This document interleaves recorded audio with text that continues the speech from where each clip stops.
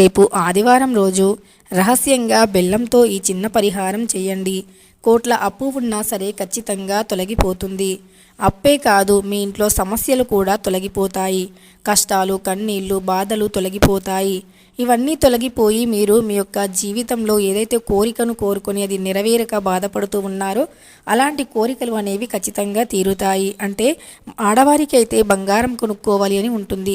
కొంతమందికి ఇల్లు కట్టుకోవాలి, ఆస్తులు కొనుక్కోవాలి, భూములు కొనుక్కోవాలి, వాహనాలు కొనుక్కోవాలి, మంచి దుస్తులు కొనుక్కోవాలి అని ఇలా చాలా రకరకాల కోరికలు ఉంటూ ఉంటాయి.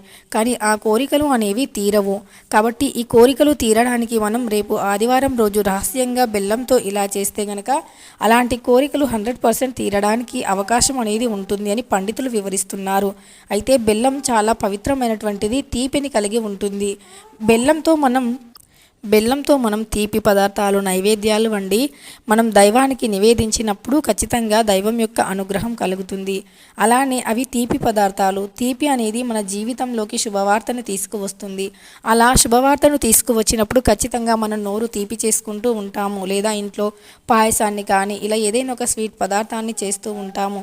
ఎందుకంటే అలానే ఇంకా ఎన్నో శుభవార్తలు వినాలి. తీపి పదార్థాల వల్ల మనం ఇంకా ఇలానే నోరు తీపి చేసుకుంటూ ఉండాలి. ఇలానే మంచి మంచి శుభవార్తలు వినాలి అని ఫస్ట్ మనం నోరుని తీపి చేసుకుంటూ ఉంటాము. ఇక ఎక్కువగా శుభకార్యాలలో కూడా ఖచ్చితంగా తీపిని ఉపయోగిస్తూ ఉంటాము. అలానే బెల్లం అనేది బంగారంతో సమానంగా కూడా భావిస్తూ ఉంటాము. అంతేకాదు మనం బెల్లాన్ని బంగారం అని కూడా పిలుస్తూ ఉంటాము. ఇక అలానే బెల్లంలో ఔషధ గుణాలు కూడా చాలా ఎక్కువగా ఉంటాయి. బెల్లంలో ఐరన్ శాతం అయితే అధికంగా ఉంటుంది. రక్తహీనత ఉన్నవారు, రక్తం తక్కువగా ఉన్నవారు, ఐరన్ తక్కువగా ఉన్నవారు ప్రతిరోజు ఒక చిన్న బెల్లం ముక్కను నోట్లో వేసుకోండి. ఇలా ఒక నెల రోజుల పాటు క్రమం తప్పకుండా చేస్తే గనక మీ యొక్క రక్తహీనత ఖచ్చితంగా తొలగిపోతుంది. మీ యొక్క శరీరంలో ఐరన్ శాతం పెరుగుతుంది. అంతేకాదు బెల్లంతో చేసిన పదార్థాలను కూడా మీరు ప్రతిరోజు తీసుకోవాలి. అంటే బెల్లం అన్నం కానీ లేదా మీరు బెల్లంతో ఏదైనా తీపి పదార్థాలను చేసి తినడం కానీ చేయాలి. ఇలా చేస్తే మీరు షుగర్ కన్నా అంటే పంచదార కన్నా బెల్లంలో ఐరన్ ఎక్కువగా ఉంటుంది. పంచదార వాడకం కన్నా బెల్లం వాడకాన్ని చేసుకుంటే కనుక ఇంట్లో ఆర్థిక సమస్యలు తొలగిపోతాయి. లక్ష్మీదేవి కటాక్షము కలుగుతుంది. ఆరోగ్యానికి కూడా మేలు చేస్తుంది. కాబట్టి ఇలా మనం బెల్లంతో ఏవైనా పదార్థాలు చేసుకున్నా, బెల్లం ఇంట్లోకి తెచ్చుకున్నా, ముఖ్యమైనటువంటి రోజుల్లో బెల్లం ఇంట్లోకి తెచ్చుకున్నా ఇలా మనకు మంచి మంచి ఫలితాలు కలిగే అవకాశం అయితే ఉంటుంది. ఇక ఖచ్చితంగా మనం బెల్లంతో ఈ చిన్న పరిహారం చేయటం వల్ల రహస్యంగా చేయాలి. ఏదైనా మనం మంచి కోరి చేసే పరిహారం కావచ్చు, ధనం కోసం చేసే పరిహారం కావచ్చు, ఆర్థిక సమస్యలు తొలగడానికి చేసే పరిహారం కావచ్చు. ఇలాంటి పరిహారాలు చేసే సమయంలో కొద్దిగా రహస్యంగా చేస్తే మంచి ఫలితాలు వస్తాయి. ఎందుకంటే మనం మంచి కోరి మనం మంచికి చేస్తుంటున్నాము అంటే ఎదుటివారి కన్ను దానిపైన పడితే కనుక వారికి అసూయ, ఈర్ష్య వస్తుంది. దానివల్ల వారు దృష్టిని పెడుతూ ఉంటారు. అమ్మో వీరు ఎదిగిపోతారు, వీరు బాగా ఎదుగుతున్నారు, ఇక మాకంటే ఎక్కువగా ఎదిగిపోతారు అన్న ఈర్ష్యతో ఉంటూ ఉంటారు. కాబట్టి ఆ దృష్టి అనేది తగిలి పరిహారానికి తగిన ఫలితం రాకపోవచ్చు. అందుకే ఏవైనా పరిహారాలు చేసే సమయంలో రహస్యంగా చేయాలి. పరిహారం చేసి మంచి ఫలితాన్ని పొందాక ఇతరులకి చెప్పితే పర్వాలేదు, కానీ పరిహారం చేసి ఫలితం పొందకముందే ఇతరులకి మేము పరిహారం చేశాము అని చెప్పటం కానీ, వారు చూస్తున్నప్పుడే మనం పరిహారాలు చేయటం కానీ చేస్తే మాత్రం వారి యొక్క చెడు దృష్టి మనపై పడి, అంటే వారికి కూడా తెలియదు అది చెడు దృష్టిగా మారుతుంది అని, కానీ ఇతరుల కళ్ళు అనేవి పడినప్పుడు ఆ పరిహారం యొక్క ప్రభావం తగ్గే అవకాశం ఉంటుంది. అందుకే ఫలితం కూడా అంత మాత్రాన్నే ఉంటుంది. అందుకే రహస్యంగా ఏవైనా పరిహారాలు చేసుకోవాలి. అయితే రేపు ఆదివారము చాలా మంచి రోజు కాబట్టి రేపు బెల్లంతో రహస్యంగా ఈ చిన్న పరిహారం వల్ల మీ ఇంట్లో సమస్యలు అన్నీ తొలగిపోతాయి. ఇంతకీ బెల్లంతో మరి ఏ పరిహారం చేయాలి, ఏం చేయాలి, ఎలా చేయాలో ఇప్పుడు తెలుసుకుందాం. ముందుగా ఒక తెల్లని ఒక వస్త్రాన్ని తీసుకోండి. తెలుపు రంగు వస్త్రం అనేది చంద్రుడికి చాలా ఇష్టం. అలానే తెలుపు రంగు వస్త్రం అనేది లక్ష్మీదేవికి కూడా చాలా ఇష్టం. తెలుపు రంగుతో పాటు అమ్మవారికి పసుపు రంగు, ఆకుపచ్చ రంగు, ఎరుపు రంగు వస్త్రాలు కూడా చాలా ఇష్టం. ఇక ఇందులో ఏదైనా ఒక రంగు వస్త్రాన్ని తీసుకోండి. అందులో ఒక చిన్న బెల్లం ముక్కను వేయండి. అయితే కొద్దిగా పెద్ద సైజులో ఉండే బెల్లం ముక్క అయితే మరీ మంచిది. బెల్లం అనేది పెద్దగా ఉంటే మీ యొక్క కోరికలు రాయడానికి వీలుగా ఉంటుంది. అలా ఒక పెద్ద బెల్లాన్ని తీసుకొని దానిపైన మీ కోరికను రాయండి. అంటే మీ పేరుని రాసి ముందుగా మీ పేరుని రాయండి. మీ పేరుని అంటే గ్రీన్ కలర్ పెన్నుతో మీ పేరుని రాయండి. ఆ తరువాత మీ దగ్గర మరి green colour pen sketch pen లేకపోతే గనక బ్లాక్ కలర్ స్కెచ్ పెన్ను ఉన్నా పర్వాలేదు. ఇలా బ్లాక్ కలర్ స్కెచ్ పెన్నును తీసుకొని మీ యొక్క కోరికను బెల్లం పైన రాయండి. అలా రాసేసిన తర్వాత మీ కోరికను రాసేసిన తర్వాత ఆ బెల్లాన్ని మనం ముందుగా తీసుకున్నాం కదా, ఎరుపు రంగు, పసుపు రంగు, తెలుపు రంగు, ఆకుపచ్చ రంగు, ఇందులో ఏదో ఒక రంగు వస్త్రాన్ని ఆ వస్త్రంలో ఈ బెల్లం ముక్కను పెట్టండి. అంటే మీకు ఎంత అప్పు ఉందో ఆ అప్పుని కూడా రాయండి. ఆ బెల్లం పైన మీ యొక్క పేరుని రాయండి. ముందుగా పేరుని రాసి ఆ తర్వాత మీకు ఎంత అప్పు ఉందో ఆ అప్పుని రాయండి.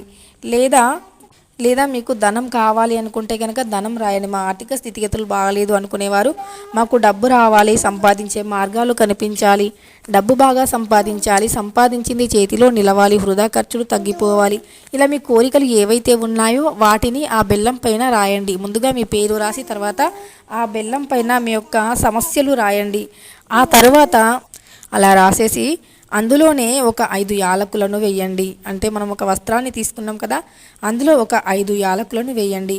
అలానే గుప్పెడు రాళ్ళ ఉప్పుని వేయండి. చిటికెడు పసుపు కుంకుమ, చిటికెడు పచ్చకర్పూరంని కూడా వేయండి.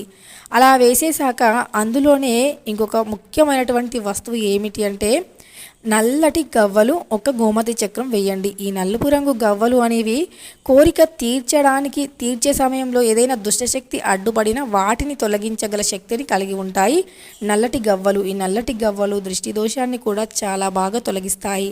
కాబట్టి నల్లని గవ్వలు కూడా వేయండి. ఇక గోమతి చక్రం లక్ష్మీదేవి కటాక్షం కలిగి మన యొక్క కోరిక అనేది అతి త్వరగా సిద్ధింపడానికి అవకాశం ఉంటుంది. అదేవిధంగా ఐశ్వర్యం రావడానికి, లక్ష్మీదేవి ఇంట్లోకి రావడానికి, సమస్యలు తీరడానికి కూడా బాగా ఉపయోగపడుతుంది.